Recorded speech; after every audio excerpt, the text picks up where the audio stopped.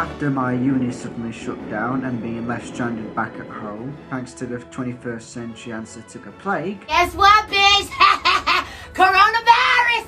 I thought I would go down the list of projects I could do, and this was on the top of my list. A year ago I released a video like this about Kingdom Hearts 3 when it first came out. In this video I talked about the game in detail, about things I loved and thought could be improved. It seems like Nomura watched my video, because a year later in Kingdom Hearts 3 ReMind was released on the 23rd of January 2020. Everyone went like, hi. Okay. Then after the trailers, they went like this. It's so pretty.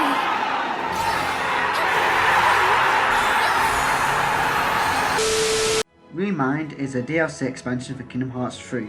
It focuses on post-story events, added extra fan request features people were begging for like new abilities, data battles and more. On a video focusing on the main game, there's a beginner's guide and review I did that is in the description below, as this video contains major spoilers to the main game. If you want more info on the ReMind part, then dive into the keyhole with me as we discover a new addition and improvement to the game. Thanks to a free update to the game because of the ReMind DLC, Sora has gained some improvements to his gameplay, starting off with the new abilities to the game. These are Quick Slash, strike a nearby target with a quick upward slash, Flash Step, charge a faraway target while blocking, Radical Blaster, launch blade projectiles at nearby enemies, Aerial Sweep, launch a horizontal spinning attack towards a target high above, Aerial Dive, launch a vertical spinning attack towards a target down below. And last charge. Unleash a devastating blow, your magic stat determines damage. These changes help Sora now stand out from his past combat styles in this game, as his combat was subpar to the others until now. Sora also gains 2 new Keyblades, being the iconic Oathkeeper and Oblivion. These Keyblades come with new transformations and shot locks. But these 2 should have been in the game already, but it's nice to see they're finally in. Also, Xehanort's voice actor has changed, sadly the previous act has passed away after its original release. They have changed him to someone you might not realise you are familiar with. Yes, it's Christopher Lloyd. It's Doc from Back to the Future. Huh? Looks like Disney let the darkness take over him after they bought 20th Century Fox. For people who want more control of their playthrough, the developers have added easy codes. These are basically cheat codes that you can turn on and off. These include auto block, 3x strength, 1-hit kills, and more. However, you can't access these cheat codes unless you start a playthrough of Kingdom Hearts 3 all over again. These can be used to make the game a general walk in the park, or for the people who want a challenge to make you feel like you are punching a brick wall. Holy she's good! There's also data greeting. To sum it up, it's a photo mode where you can create and recreate your favourite Kingdom Hearts memes with Kingdom Hearts characters. Let me see those Donald memes! Now for the main reason why everyone got ReMind. The story takes place after the end of the main game's plot, where Sora went off to save you-know-who. This section goes through Sora's journey in finding Kairi, and gives more depth to the events of the Keyblade War and the Guardians of Light. These give a new perspective to the events of the endgame and what the other characters went through while these 3 chipmunks were fighting Doc. It's a strange game, y'all. Half of the DLC takes place in the Keyblade Graveyard, where we have already been, with sometimes the same cutscenes playing, but they add new playable characters to the sections to spice up a bit. These sections can include Riku, Roxas and Aqua. It's always nice to have a change from Sora, especially these characters, because we have played them in previous games. Being playable here shows this is a combination of all the games coming together to end this saga. They also give more depth to the events, like when people complain about Aqua just letting a demon wave take her, when in fact what she saw was thousands of evil hers coming towards us. That's enough to make anyone want to stand still shitless. Other moments of death and explanations are given in ReMind, clearing up confusion and complaints of the endgame in the main game. Speaking of complaints, People were fed up that you could not explore Scarlet-Eyed Kylam, but now you can to your heart's desire. This world comes through with an extended map and is a main part of the Kingdom Hearts ReMind story. It surprised me how massive they made it. Playing the main game, you're only allowed to walk a few steps, and Xehanort would. Other moments I liked in the game was Terra in the Link Room Mill, fighting like it was a Dragon Ball episode. The Guardians of Light defending Kingdom Hearts was an amazing scene. It was like, we're all in this together.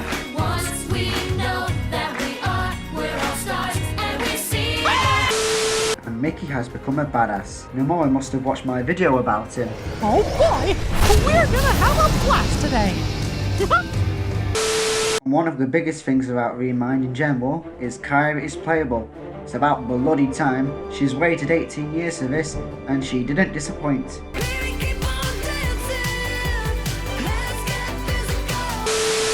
But as a Psyche shipper, I was teased with a will they won't they as I'm shouting at the TV. Oh, come on! I just wanted their stupid love.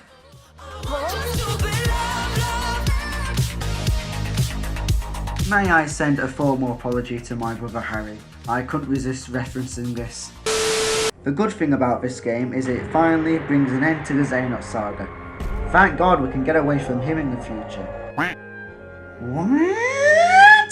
Either way, the game gives us a hint towards the future of the series, like reintroducing the Master of Masters back into the mix. Even though he's a villain, every time I see him, I'm like... Future of the series is also hinted at the next section of the ReMind DLC. Limit Cup picks up after the events of ReMind, as the story follows Riku visiting Hollow Bastion after Sora gets Thanos at the end of the main game.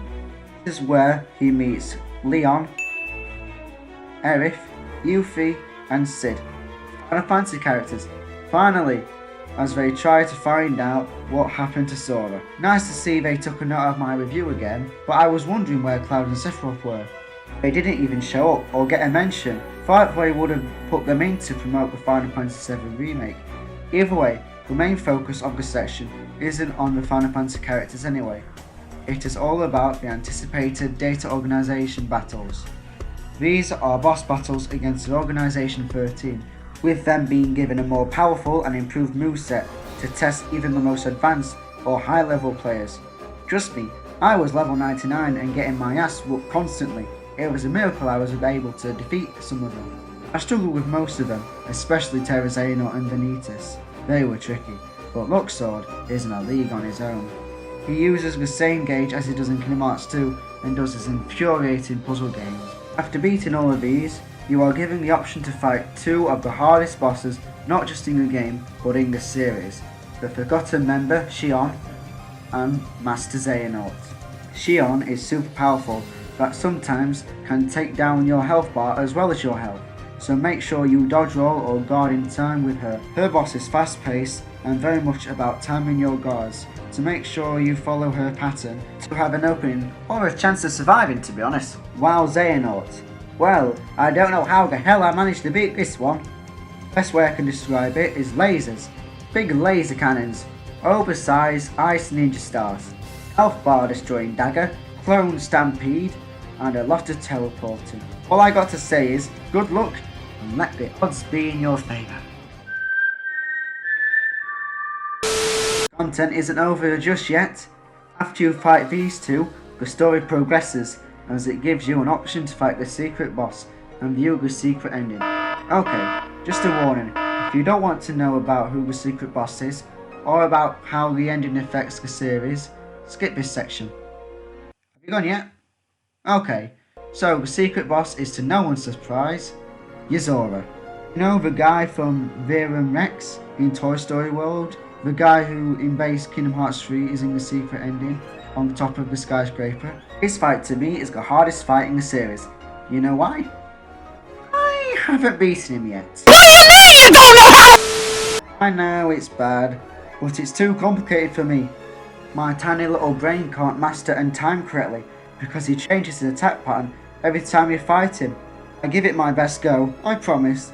This is footage of me failing. This character brings huge repercussions on the series' next saga, as it implements Zora as a key figure in the now Kingdom Hearts universe. Also, in the mission to find Sora too. Well, he is played by Dylan Sprouse. No point mentioning it if he wasn't a big deal. With 2 secret endings to the game, we'll have to speculate which one's the real one. Yuzora is based on the Nomura's Final Fantasy Versus 13 vision of Noctis.